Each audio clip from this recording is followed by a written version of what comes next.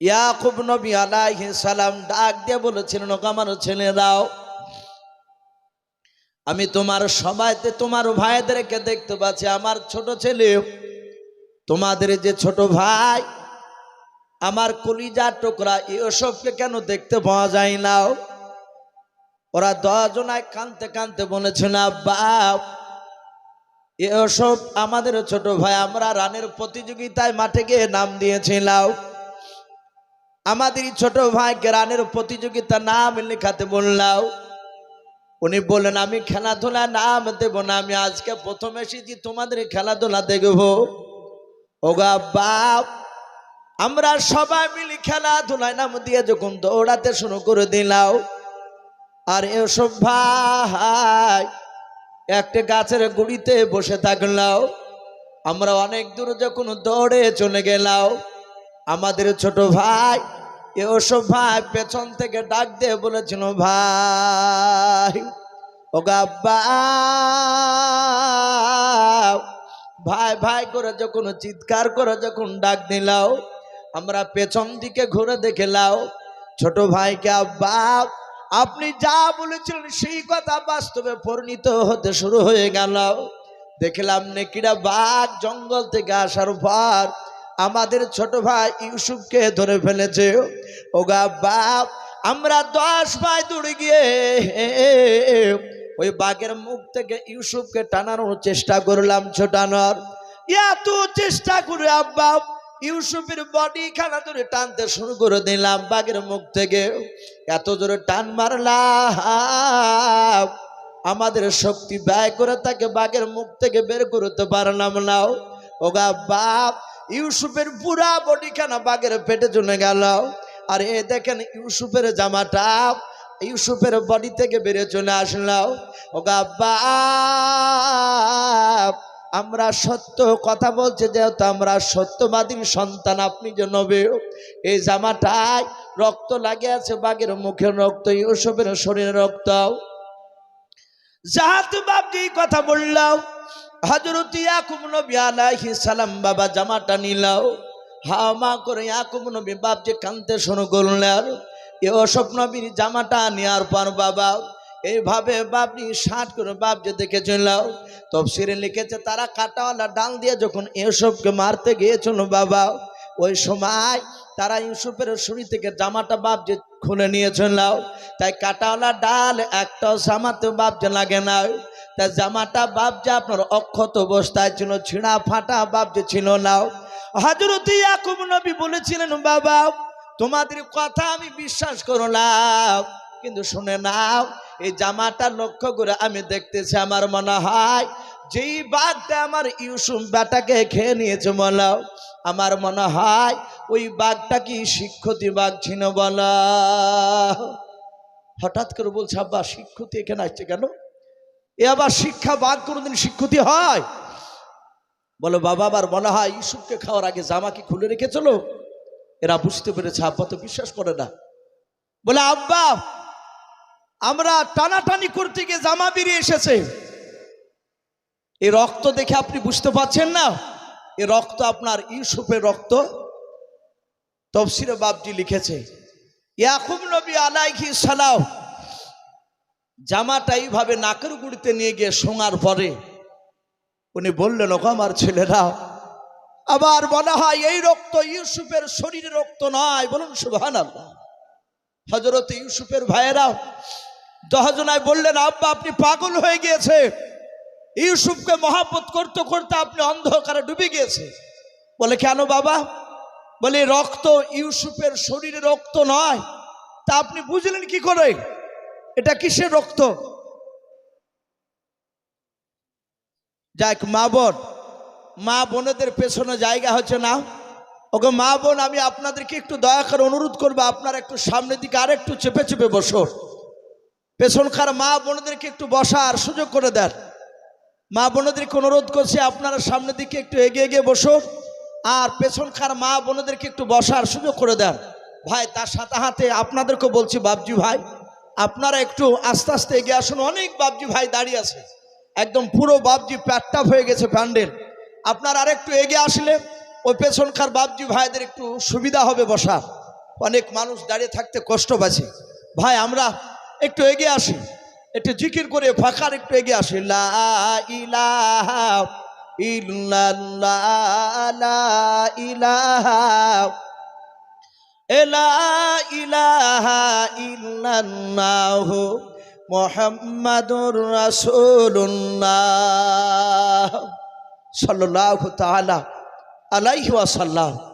হযরত ইউসুফের আব্বা ডাক দিয়ে বলেছিল, ওগো আমার ছেলেরা, এ রক্ত ইউসুফের রাতে কেমন করে বুঝলাম তোমরা জানো না? বলে না। তাহলে জানো কি করে? আমি বুঝতে পারলাম। মুফাসসিরিনে কেরাম লিখেছে, হযরত ইয়াকুব নবী বলছেন, বাবা আমার ইউসুফের তখন বয়স ছিল মাত্র 4 বছর। বলুন আলহামদুলিল্লাহ। ক বছর বললাম? 4 বছর। ওগো আমার ছেলেরা শুনে নাও, ওই 4 বছর বয়সে ইউসুফের আঙুল কেটে গিয়েছিল। আঙুল কাটার পরে ইউসুফ নবী আঙুল কাটা হাতটাকে নিয়ে এভাবে আঙুলটাকে চেপে ধরে কাঁদতে কাঁদতে এসে বলেছিল, আব্বা আমার এই আঙুলটা কেটে গিয়েছে। আমাদের দেখবেন বাচ্চা ছেলে বাপজি রাস্তায় খেলাধুলা করতে গিয়ে দৌড়তে গিয়ে যদি পড়ে যায়, উঝুট লেগে যদি পড়ে যায়, ও ডান দিকে বাম দিকে সামনে পেছন দিকে তাকে দেখে কোনো লোক দেখতে পায় কিনা। যদি দেখতে না পায়, 1 ফোঁটা চোখ দিয়ে পানি ঝরাবে না, আওয়াজও করবে না, চট করে উঠে সোজা হাঁটতে শুরু করবে, নাহলে আবার দৌড়ে যাবে। আর যদি মানুষকে দেখে নেয়, তখন দেখবেন ও কাঁদতে শুরু করবে, আর ও দাঁড়া আপনার সেখানে চুপচাপ থাকবে না। যদি মানুষেরা যতক্ষণ পর্যন্ত না বলবে, এই বাবা কাঁদিস না, লাগেনি, ভালো হয়ে যাবে, বলেন এরকম অনেক সময়। হযরত ইউসুফের আঙুলটা কেটে গিয়েছে। ইউসুফ নবী কাঁদতে কাঁদতে গিয়ে বলেন, আব্বা আমার এই আঙুলটা কেটে গিয়েছে। ইয়াকুব নবী বলেছিলেন, ওগো আমার ছেলেরাও শুনে নাও, ওই 4 বছর বয়সে আমার ইউসুফের আঙুল কাটা জায়গাটা নিয়েও আমি মুখের গুড়ি নিয়ে গিয়ে ফু দিয়ে বলেছিলাম, বাবা ভালো হয়ে যাবে, তুমি কেঁদো নাও। ও আমার ছেলেরা শুনে নাও, ওই সময় যখন আমি ফু দিতে গিয়েছিলাম ইউসুফের কাটা জায়গা আঙুলটায়, আর ওই সময় আমি ইউসুফের রক্ত থেকে আমি নাকে ঘ্রাণ পেয়েছিলাম, মুশকে আম্বার নাই রক্ত থেকে বেরিয়েছিল। জোরে বলুন সুবহানাল্লাহ। ওগো আমার ছেলেরা,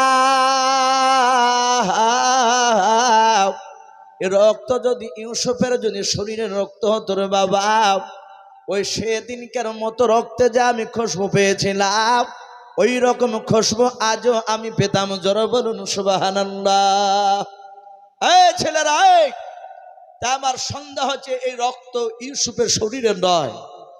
ইয়াকুব নবী হাওয়া করে কাঁদছে আর বলে, বাবা তোদের অনুরোধ করে বলি, বল আবার ইউসুফকে কোথায় লুকিয়ে রেখে এসেছি।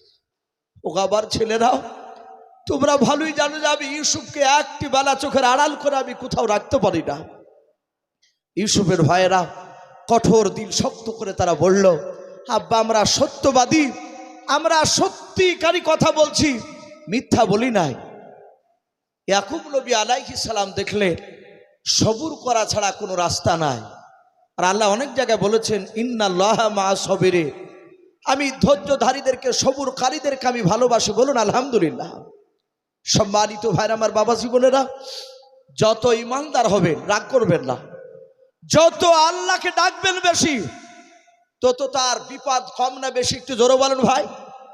তত বেশি ইমানদারকে আল্লাহ বলছেন আমি তাদের পরীক্ষা নেই। আপনারা হয়তো অনেকে শুনেছে, রসুলের জামানায় একজন সাহাবা বিয়ে করেছে, 1 নয় 2 নয়, 12 বছর ধরে বাপজি সংসার করছেন তার স্ত্রীকে নিয়ে। এই 12 বছরের মধ্যে চুল পরিমাণ স্বামী স্ত্রীর মধ্যে বাপজি কখনো ঝগড়া হয় নাই, ঝামেলা হয় নাই। স্ত্রীতে স্বামীকে ভালোবাসে, স্বামীতে স্ত্রীকে মহব্বত করে, হ্যাঁ তো সুখের সংসার। হঠাৎ করে বাপজি সে সাহাবার স্ত্রী তার স্বামীকে বলছেন, সাহাবাকে, ওগো প্রাণের স্বামী একটা কথা বলবো। বলে, কি কথা? আপনি কি আমার ব্যবহারে আঘাত পেয়েছে? স্বামীতে বলছে, না বিবি। বলে, আমি তোমার ব্যবহারে আঘাত পাই নাই। স্ত্রীকে ডাক দিয়ে স্বামীতে বলছে, ওগো বিবি আমারও কি ব্যবহারে তুমি আঘাত পেয়েছো? তার দিনদার বিবি বললে, না আমি পাই নাই। স্বামীতে বলছে, বিবি বলো, কি বলবা বলো। ডাক দিয়ে বলছেন, আমি যা চাইবো আপনি কি দিবেন? আমি একটা কথা বলবো, বলেন আপনি শুনবেন কিনা? বললেন, তুমি যা বলবে আমি তাই শুনবো। সাথে হাতে বাপজি বলল যে আপনি আমাকে 3 তালাক দিয়ে দেন, আমি আপনার সাথে সংসার করতে চাই নাই।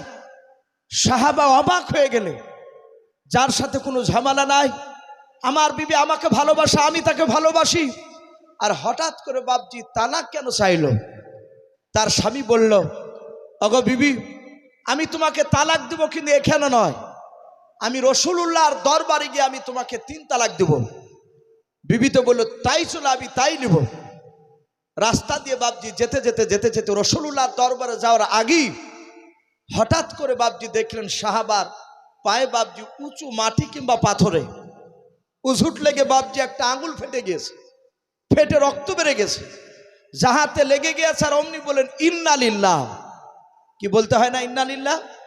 আমরা পড়ে গেলে, উঁচুট হাত থেকে পড়ে গেলে ও যা, ও মা বলি না অনেকে, অথচ অনেক নামাজি অথচ এই কথা বেরিয়ে পড়ে। এটা বলবেন না। পড়ে গেলে, কারেন্ট অফ হয়ে গেলে, বিপদ হলে অমনি সাথে হাতে পড়বেন ইন্না লিল্লাহ।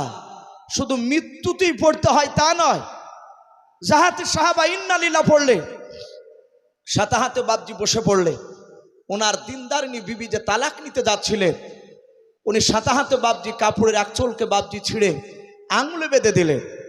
বেঁধে দেওয়ার পরে বলছেন, আরে বিবি, আমি একাই হাঁটতে পারবো না, তোমার কাঁধটা আমাকে দাও, তোমার কাঁধে আমি ভর দিয়ে একটু হাঁটে রাসূলুল্লাহর দরবারে যাব। তুমি তো তালাক চেয়েছো। যাহাতে বাপজি কাঁধে বাপজি আপনার হাত দিলে দিয়ে রাসূলুল্লাহর দিকে না গিয়ে ওনার বিবি সোজা বাড়ির দিকে রওনা নিয়েছেন। বলুন আলহামদুলিল্লাহ।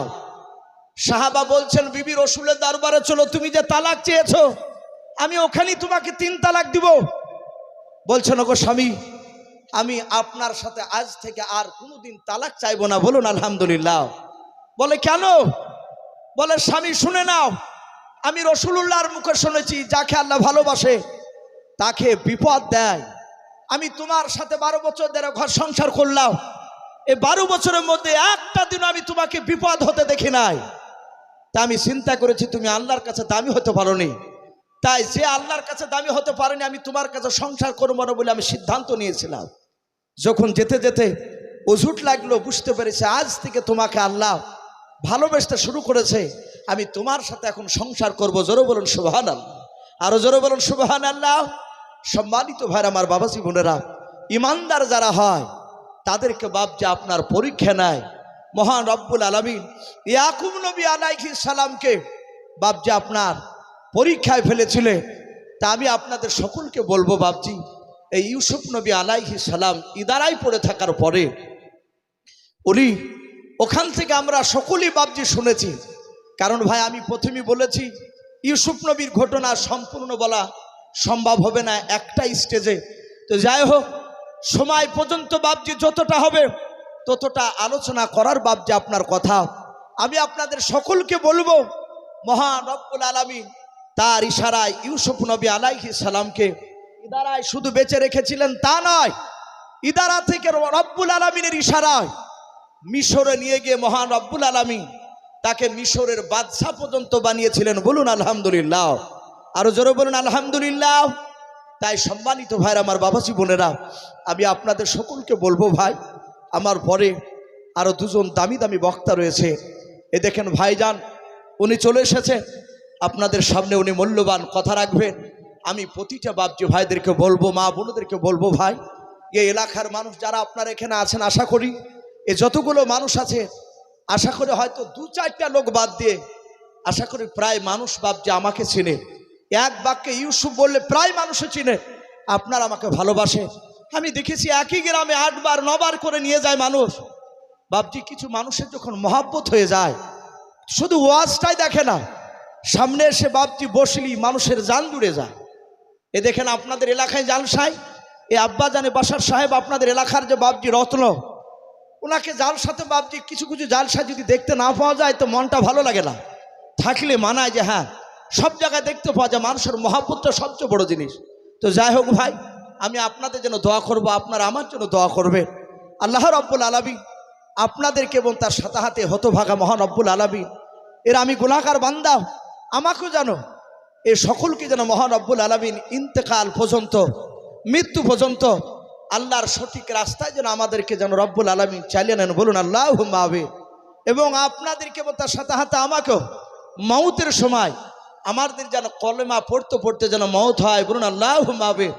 দোয়া করি প্রতিটা বাপজি ভাই মা বোনেরা আমরা যারা আছি, আল্লাহ যেন আমাদের সকলকে যেন কুকুর শিয়ালের মতো যেন মৌত থেকে যেন হেফাজত করো, বলুন আল্লাহুম্মা আমিন, আল্লাহুম্মা আমিন।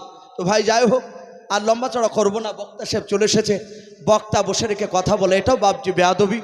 আমি প্রতিটা বাপজি ভাইদেরকে মা বোনদেরকে শেষ কথা বলবো, আমরা যাই শুনি না কেন এই বক্তব্য শোনার সারমর্ম শেষ বাপজি একটাই উদ্দেশ্য, সেটা হচ্ছে নমাজ পড়া 5 ওয়াক্ত। আমরা সকলেই 5 ওয়াক্ত নামাজ পড়বো, বলুন ইনশাআল্লাহ। একটু হাত উঁচু করে বলুন ইনশাআল্লাহ। আল্লাহ কবুল করুন, বলুন আল্লাহুম্মা আমিন। যাদের বাপ মা বেঁচে আছে ভাই একটু হাতে পায়ে ধরে বলবো ভাই, যাদের বাপ মা মরে গিয়েছে তাদের রহমতের দরজা বন্ধ। যাদের বাপ মা বেঁচে আছে তারা বাপজি চরম ভাগ্যবান। বলবো তাদেরকে বাপ মার খিদমত করবে, অন্যায়কের কথা বলে ক্ষমা চাইবে। অনেক সন্তান আছে বাপের পাহা দিয়ে চলে যায়, কথা বলে না, আঁকড়াই না। যদি বলা হয় যে ভাই তোর বাপকে কথা বলিস, বলে 4 বছর থেকে কথা বলি নাই, একটা প্রেস্টিজের ব্যাপার, ও কথা বলতে আমি পারবো না। বাপের কাছে প্রেস্টিজ নয়, ক্ষমা চাইবে, না হলে মৃত্যুর পর কবরটা জাহান্নামের গর্ত হয়ে যাবে। তার সকলকে বলবো বাপ মার খিদমত করবেন। আর যাদের বাপ মা মারা গিয়েছে অনুরোধ করবো মাঝে মাঝে বাপ মার কবর গিয়ে বাপজি একটু দোয়া করবে। আল্লাহ রাব্বুল আলামিন আমাদের সকলকে যেন কোরআন এবং সুন্নাত মাফিক আমল করা তৌফিক দান করুন, বলুন আল্লাহুম্মা আমিন, আল্লাহুম্মা আমিন। এ বলে আমার বক্তব্য শেষ করলাম। ওয়া আখিরি দাওয়ানা আনিল হামদুলিল্লাহি রাব্বিল আলামিন। আসসালামু আলাইকুম ওয়া রাহমাতুল্লাহি ওয়া বারাকাতুহু।